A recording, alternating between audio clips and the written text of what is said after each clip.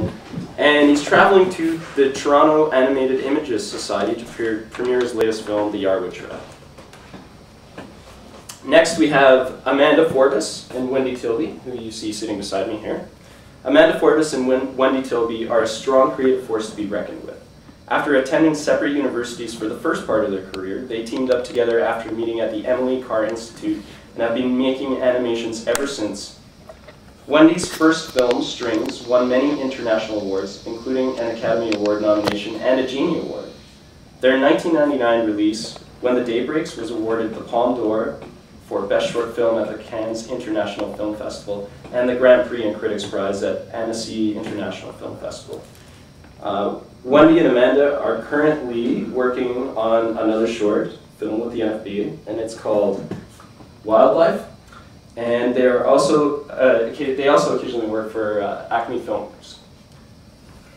And then last but not least, we have a man who probably needs little introduction, but I'll introduce him as best I can. Cordell Barker is considered one of Canada's best animators. Born in Winnipeg, Cordell cut his teeth on Sesame Street animated spots and K-Tel commercials, and many national and international ads. His first film is a film that we're all very familiar with, The Cat Came Back, which garnered an Oscar nomination and 18 other international awards.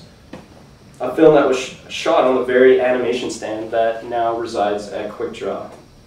Cordell spent 7 years working on his latest release, Runaway, a film that has widely received accolades internationally.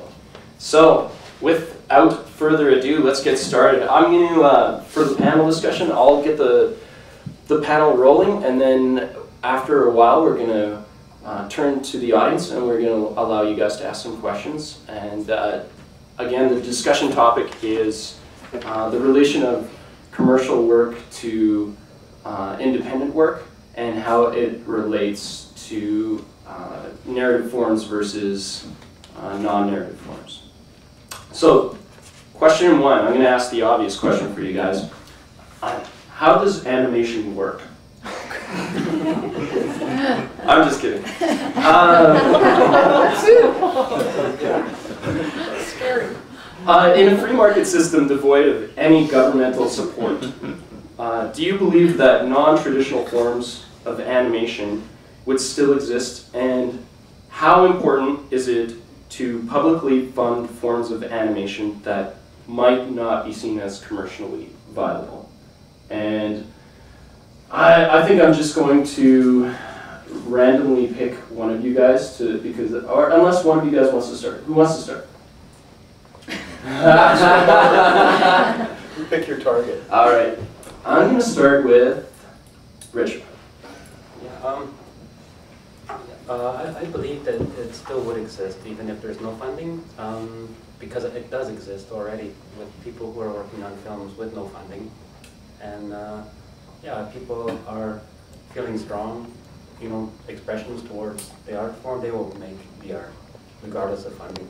But on the other hand, I think that funding is important too, to just to recognize that it is an art form, and yeah, there's in that sense there's no other funding available other than through like Canada Council for the Arts or Alberta Foundation for the Arts, things like that. So yeah, I think it would continue, hopefully without the funding, but it's better if there is some.